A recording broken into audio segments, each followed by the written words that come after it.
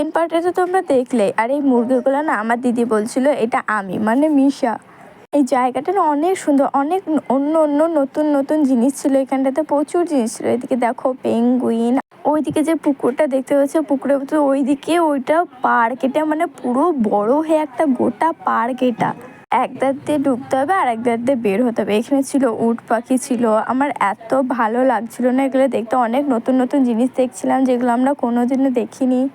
একবারে মুরগিটাকে দেখো, একবারে মানুষদের পায়ের মতন লাগছে না, যেমন আমরা থাকি সেরকম। আর এই বাদর দুটো এত মজা করছিল এরা, কিন্তু আবার আমাদেরকে দিকে ভিতরে চলে গেল। এরা নিজে নিজেই কি করছে, এর লেজ রাখছে, ওর মাথায় কি করছে।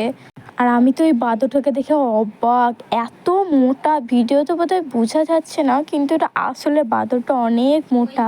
তারপরে এখানে অনেক কিছু খেলার জিনিস ছিল। তারপরে এখানে ঘাস দিয়ে কত সুন্দর মূর্তি করেছিল দেখো। কেউ কিছুতে যদি হাত দিচ্ছে তাও মনে হচ্ছে ফাইন দিবে, সব কিছুতে আসছে। এদিকে গরিলাটা দেখো, এই গরিলাটাকে তো আমি একটা চড়ও মেরে এসেছি, এখন আদর করছি। ভিডিওর পরে আমি চড়ও মেরেছিলাম, ভিডিও করার চক্করে ঠিক মতন দেখাতেও পারেনি এখানে কি কি ছিল, খেয়ালই ছিল না। এদিকে দেখো পানিতে কত সুন্দর ফোয়ারা হয়েছে, এখানে নতুন নতুন গাছ ছিল এখানকার। তো চলো এবার বাড়ি যাওয়া যাক। ওকে, বাই বাই।